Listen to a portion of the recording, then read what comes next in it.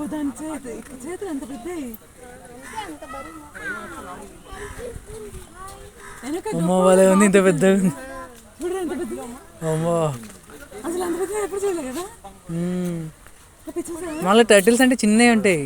ఇంత పెద్దది ఎప్పుడు చూడలే.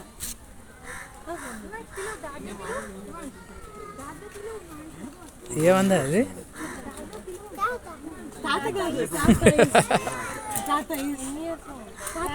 90, 120 అంటే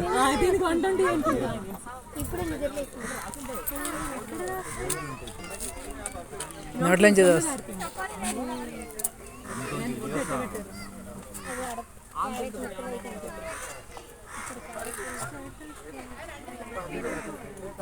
అంతసేపటికి ఇంకా 2 అడుగులు.